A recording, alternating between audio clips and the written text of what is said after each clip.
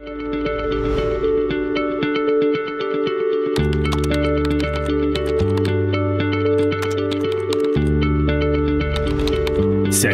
мен Айдармын. Дауыстық бизнес көмекші. Бизнестің жаңа бағытын дамытқыңыз келеді, бірақ өз капиталыңызды қайда салу тиімді екенін білмейсіз бе? Тәуекелдері аз болатын тұрақты табыс көзін іздедіңіз бе? Мен сізге не ұсыну керек екендігін білемін. Және де бұл туралы 30 секундтың ішінде түсіндіріп беремін. Ал бастайық. Әлеуметтік нысанды, атап айтқанда, студенттерге арналған жатақхананы салып, өз бизнесіңізді құрыңыз. Неліктен студенттік? Бүгінгі күні 90 мыңнан астам Қазақстан жастары тұрғын үйге мұқтаж. Бұл деген үлкен сұраныс және жыл сайын өсіп келеді.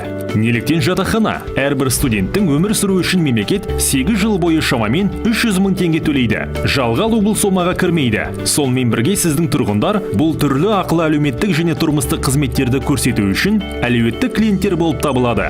Ақпарат қызық па? Пайдалы мәлімет беру үшін маған тағы 20 секунд беріңіз. Жобаларға қатысу үшін жер телімі қажет, бірақ оның жоқтығы келелі мәселе емес. Мен ресурстарыңызды басқа мүдделі серіктестермен біріктіруді ұсынамын.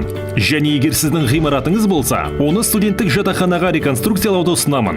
Бұл жағдайда төленбер әрбір студент үшін жылына 110 мыңнан астам теңгені құрайтын болады.